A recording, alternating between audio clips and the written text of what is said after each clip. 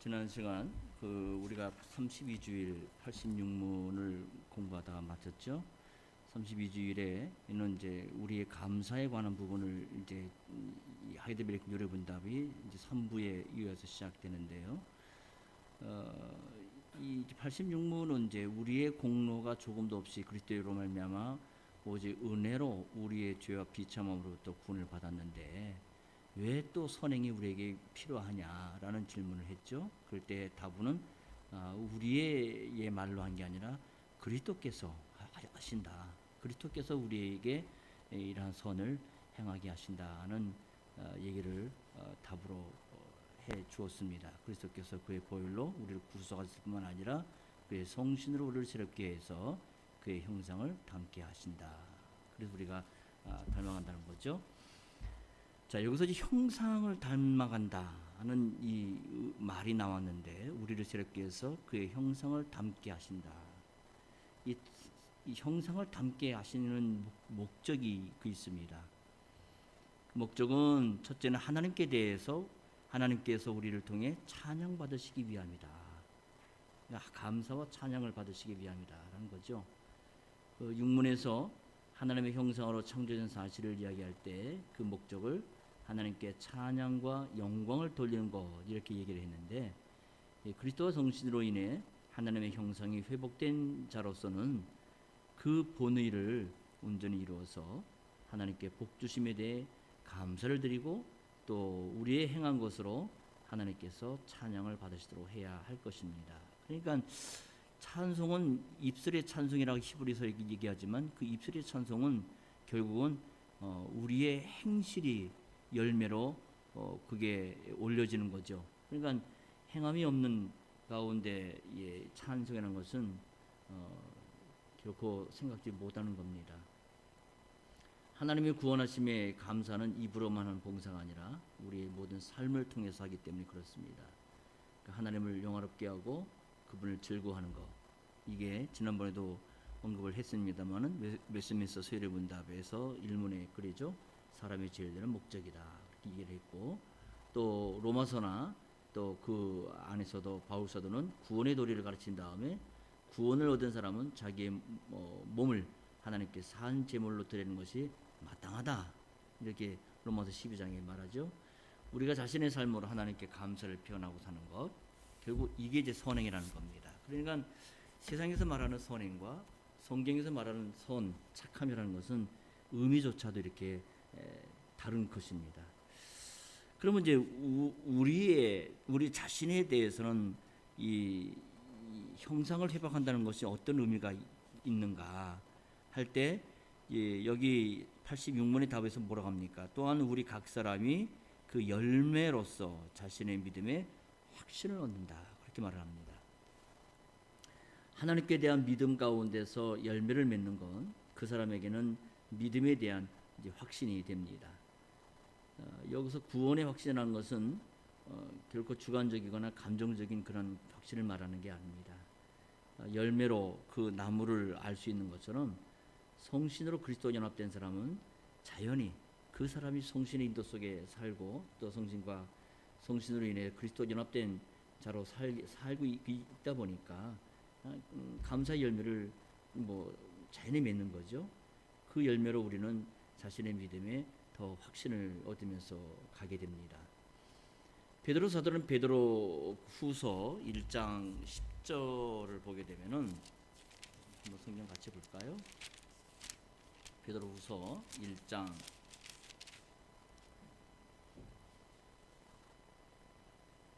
10절입니다.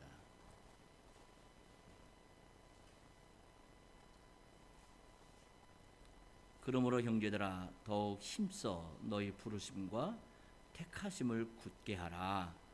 너희가 이것을 행한즉 언제든지 실족지 아니하리라 그랬습니다.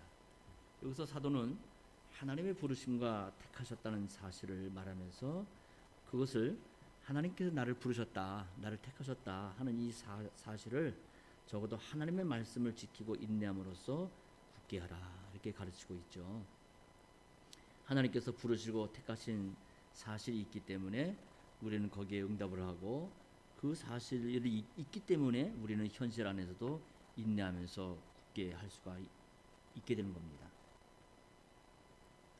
하나님의 부르심과 택하심, 이 하나님의 부르심과 택하심이라는 것은 도르트 신조어에서 그 알미니안 그 항의파가 얘기했듯이 그것은 우리의 의지나 우리의 믿음에 의해서 그것이 좌지우지되는 게 아니라 그것은 우리의 응답에 근거하거나 좌우되지 않고 또 오히려 우리에게 반응을 일으키게 됩니다. 아무것도 없는 중에서 말씀으로 천지를 창조하신 그 말씀의 능력으로 하나님께서는 동일한 말씀으로 우리 모두를 새롭게 창조하셨죠. 주님께서 새로 지으셨기 때문에 우리는 부르심 또 택하심에 자연히 반응을 보이면서 나가게 되는 겁니다. 이런 면을 생각할 때 이 예정이라는 것, 선택이라는 것은 결국 사변적이지 않다는 것을 이런 데서도 우리가 더 확인하게 될 수가 있죠. 그 다음에 이제 세 번째, 그 형상의 회복으로서의 세 번째는 여기 보면 경건한 삶으로서 다른 사람을 그리스도에게 인도하기 위함이다 그랬습니다. 이웃에 대해서 그리스도에게 인도하기 위한 것. 그리스도께서는 분명 하늘에 계시지만은 땅에 있는 그분의 지체를 통해서 구원의 복음을 전하십니다. 그리스도께서는 특히 성신으로 인해 하나님의 형상이 회복된 자들이 맺는 열매를 통해 장차 올 세상의 능력을 보이고 계시는 겁니다. 보이는 것으로 사는 자들은 복음의 진리를 무시하고 살지만 보는 게 단 줄 아니까, 하지만 지혜는 그 지혜로 옳다 인정함을 받게 되죠. 따라서 하나님 백성들은 구원하신 자의 덕을 선전해 다른 사람도 어둠에서 빛으로 돌아오게 합니다. 이것은 말이 아니라 행위로 하나님께 순종하며 나갈 때 주께서는 믿지 않는 자라도 넉넉하게 구원으로 이끌게 되시는 거죠. 그러니까 이 신자의 생활이라는 것은 뭐 100번 강조해도 결코 무리가 아니다라는 것, 이런 데서 알 수가 있는데요. 신자의 삶이 주일날만 우리가 예배당에 오므로 인해서 신자다 이렇게 말하는 것은 좀 무리가 있습니다. 왜냐하면은 그 주일에 오는 것은 한 주일의 생활의 그 결실로 보여지는 거기 때문에, 따라서 한 주일의 생활이 내가 신자다운 그런 모습으로 내가 얼만큼 하나님의 경건을 이뤄가고 있는가, 이건 하나님께서 우리에게 보시는 부분이지만 더불어 하나님을 모르는 세상이 또 우리를 볼 때 이 부분을 또 주목해서 보는 겁니다. 그래서 우리가 잘못하게 되면 뭐라고 합니까? 당장 나오는 게 예수 믿는 사람들이, 예배당 다니는 사람들이, 이런 얘기가 금방 나오잖아요. 그건 뭐냐면 그만큼 우리의 어떤 종교적인 행위를 보는 게 아니라 일상적인 생활을 본다는 겁니다. 이게 이제 결국은 저들로 전도의 빛이 되기 때문에 그렇게 하는 건데요. 그러니까 평상시에 우리의 생활이 얼마나 중요한 의미가 있는가를 볼 수가 있죠. 우리가 이 유교에서도 수신제가 치고 평천하라에서 집안을 잘 다스리지 않으면 나라를 다스릴 수가 없고, 집안을 잘 평정하게 하는 사람은 나라도 그만큼 잘 다스린다는 얘기가 있잖아요. 그 말은 뭐냐면 일상적인 생활 속에서 자신의 삶이 어땠는가라는 것은 그 사람의 나중에 나타나는 열매로 그것이 드러나게 돼서 모든 자들에게 영향을 끼친다. 그런 의미로 우리가 해석할 수도 있는 말이라 할 수 있겠습니다. 이것은 우리 신자에게도 적용할 수 있는 말이 되죠. 자, 그렇다면은 87문 같이 보죠. 감사치도 않고 회개하지 않는 삶을 계속 살면서 하나님께로 돌이키지 않는 사람들도 구원을 얻을 수 있습니까? 이 구원의 문제를 지금 얘기합니다. 다 같이 읽죠.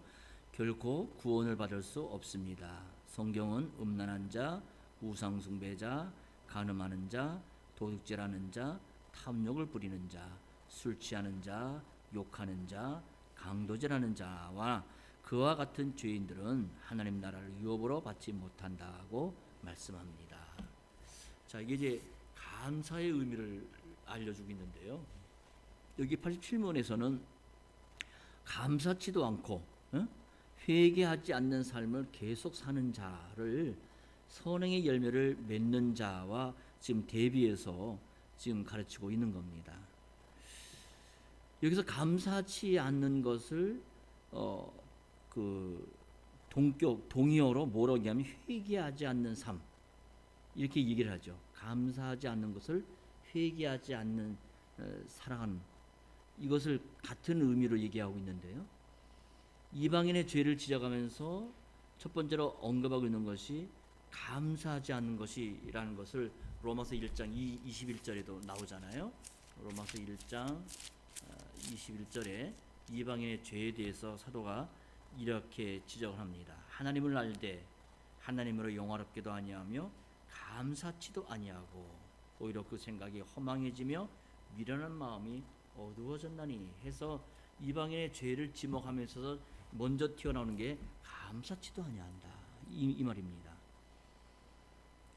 우리가 누군가에게 감사하는 마음을 표현한다, 감사를 표현한다는 말은 내가 할 수 없는 걸 상대편이 나에게 어떤 표현을 했을 때, 뭔가를 주었을 때 나로서는 거기에 대한 응대의 말로 감사합니다, 참 감사하다, 이런 말을 하게 되지요. 다시 말해서 감사함이란 것은 자기의 무가치함을 깨달을 때 나오는 것이다 하는 겁니다. 사람들은 일상적인 것도 자기 권리로 생각하기 때문에 감사하지를 않습니다. 그래서 사람들이 세상에 보게 되면 참 우리나라 같이 세계 나가봐도 참 복지가 잘 된 나라가 없는 것 같아요. 저도 외국에 오래 있었지만은 그때 당시만 돌아가 봐도 그때 한 거의 25년 전에 거의 30년 전에 대한민국과 지금의 대한민국은 전혀 딴판인데요. 그러니까 그건 굉장히 좀 그만큼 많이 국민들을 배려를 하고 또 약한 자들을 돕는 그런 일들을 많이 필고 있는 걸로 알고 있는데, 그럼에도 불구하고 사람들은 감사가 없어요. 그러니까 조금만 좀 저거 하게 되면 당장 그 광장에 나가서 머리띠 띠고선 데몬스트레이션 하고 그러잖아요. 그러니까 모든 걸 일상적인 것을 자기 권리로 알기 때문에 그렇게 행동을 하게 되는 겁니다. 그러니까 감사가 없는 거예요. 물질적인 풍요를 누리고 있는 현대인들은 더더욱 감사를 잊어버린 사람들이 되고 있는 것이다 하는 것을 보면서 안타까운데요. 그러니까 요즘에 사람들은 뭘 이렇게 하는 것에 대해서 감사가 별로 없어요. 고맙다는 말이 별로 없는 거예요. 과거에 이 한국에 나와서 처음에 이제 이웃들하고 사귀려고 이렇게 좀 이렇게 준비해서 같이 이렇게 나누고자 하는데, 요즘 젊은 사람들 보니까 별로 좋아하지 않아요. 주는 것도 싫어하고 받는 것도 별로 거부하고, 그래서 별로 고맙다는 말을 굉장히 인색하게 하는 것을 보면서 참 굉장히 충격을 받은 적이 있는데, 이게 이 현대인들이 이제 그런 거죠. 자기들의 힘으로 넉넉함을 누리고 있다고 생각하기 때문에 난 누구의 도움도 필요 없어. 난 내 힘으로 내가 얻은 결실을 내가 먹고 살기 때문에 난 당신들 도움 필요도 없고, 난 또 그것을 요구하지도 않고 난 주지도 않을 것이다, 이런 얘기를 하죠. 그러니까 이제 감사가 없는 거예요. 감사가 없으니까 조금만 상대적으로 남과 비교할 때 덜 갖게 되면은 뭔가 내가 다르던가 비교할 때 조금 내가 뭔가 부족하다는 여기면 불평이 나오는 게 되는 겁니다. 시편의 마지막 구절은 시편 150편 6절에 호흡이 있는 자는 여호와를 찬양하라 그랬습니다. 주님께서 우리에게 생명과 호흡을 주신 사실 하나만으로도 우리는 마땅히 하나님을 찬송하며 가야 되는 겁니다. 우리의 생명이 유지되고 있는 것은 오직 하나님의 자비하심에 근거한 것 때문에 그래요. 따라서 호흡이 있는 존재, 호흡이 있다는 건 생명이 있다는 얘기 아닙니까? 하나님의 생명이 있는 존재는 모두가 당연히 하나님을 찬송해야 되는 겁니다. 바울 사도는 데살로니가전서 5장 18절에 모든 일에 범사에 감사하라 해서 이 모든 일에 감사하는 것이 그리스도 안에 있는 하나님의 뜻이다라고 분명히 가르칩니다. 여기에서 감사는 다름 아닌 구원에 대한 감사입니다. 우리의 현실에 대한 감사는 금방 잊어버리고 금방 바뀌고 또 상황에 따라서 우리는 금방 그것을 마음에서 지워버리지만은 구원에 대한 건 그렇지 않다는 거예요. 하나님 나라에 속한 사람은 항상 자신이 어떻게 구원받은 자란가, 내가 어떻게 여기에 좀 서 있는가, 내가 어떠한 이유로 또한 누구로 인해서 하나님의 친백성으로서 살고 있는가를 생각하면서 그 구원에 대해 감사하면서 나가야 된다 하는 얘기입니다. 하지만 구원을 모든 것과 관련시키지 않고 종교적인 영역에만 국한시키고 일상생활에서는 감사하는 마음이 없다고 한다면 이건 앞에서 얘기했다시피 회개하지 않는 마음과 같다, 이렇게 얘기할 수가 있게 됩니다. 모든 일에서 감사하는 것은 성신으로만 할 수 있기 때문에 그래요. 우리 인간의 본질로서는 감사라는 것이, 그 감사라는 이 표현이나 이 말 자체가 없어요. 그러나 성신께서 우리에게 함께 하시면 우리는 감사할 수 있게 되는 겁니다. 작은 일에서도 감사하게 돼요. 그래서 에베소 5장 20절에 보면 감사는 성신의 열매로 우리에게 얘기해 주지 않습니까? 우리는 모든 일에서 감사하고 또 생활에 속한 것도 감사하지만 이러한 감사가 진정한 감사가 되기 위해서는 세상에 속한 모든 것, 세상으로부터 받는 모든 것을 그리스도와 연관해서 이해하는 그런 안목이 필요합니다. 당하는 일들을 하나님 나라의 관점에서 해석할 때 우리는 당연히 감사할 수밖에 없게 된다 하는 거죠.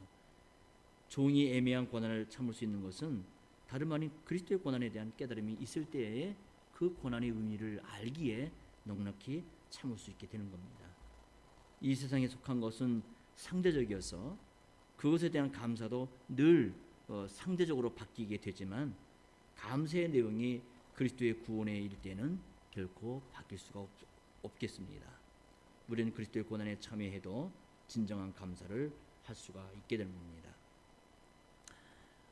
어떤 사람도 우리가 여기서 보게 되면은 이 죄를 짓지 않는 사람은 없죠. 우리도 뭐 늘 그렇잖아요.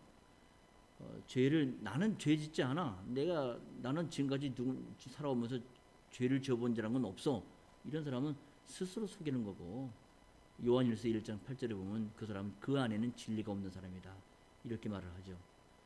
여기 87번에서 이야기하고 있는 것은 죄를 짓지 않는 사람이 아니라 회개하지 않는 삶을 계속 살면서 하나님께로 돌이키지 않는 사람들을 말하고 있는 겁니다. 기회를 주시지만 하나님께서는 늘 어떠한 심판을 시행하시기 전에는 반드시 기회를 주십니다. 어떤 기회? 회개하는 기회를 주시죠. 당신의 종들을 부단히 보내셔서 회개의 메시지를 전하시는데요. 그 기회를 주셨지만은 그런 기회에도 불구하고, 많은 기회가 있었음에도 불구하고 회개하지 않고 여전히 죄 가운데 가는 사람에게는 영원한 심판만이 기다리고 있는 겁니다. 우리가 누가복음의 부자 나사로 비유해서 보게 되면 지옥에 떨어진 그 부자가 아브라함에게 하소연을 하지 않습니까? 저 나사로를 우리 아직 오지 아니한 형제들한테 먼저 보내줘서 나같이 이런 고생하지 않도록 좀 알려주길 바랍니다 라고 할 때 아브라함이 뭐라 합니까? 모세가 그들에게 있지 않냐? 그러면 하나님의 율법의 말씀이 그들에게 이미 있다. 하나님의 율법의 말씀도 듣지 않는 자라면은 천당과 지옥을 보여준다 한들 결코 그들은 믿지 않는다. 이제 그 얘기를 하고 있는 거죠. 마찬가지로 기회를 주었지만 회개하지 않고 여전히 죄 가운데 거하는 사람에게는 영원한 심판만 있게 되는 겁니다. 87번에서는 우리가 일상생활에서 지킨 이제 죄들을 이렇게 몇 가지를 뽑아서 열거해 주고 있는데요. 이제 고린도전서 6장 9절 10절을 인용하면서 이제 좀 죄의 내용을 여기서 지금 지목하고 있는 겁니다. 여기 있는 내용은 고린도전서 6장 9절에서 10절에 나오는 내용들인데요. 우리가 그러한 구체적인 죄에서 돌이키도록 하기 위해서 이 얘기를 하고 있는 거죠. 고린도전서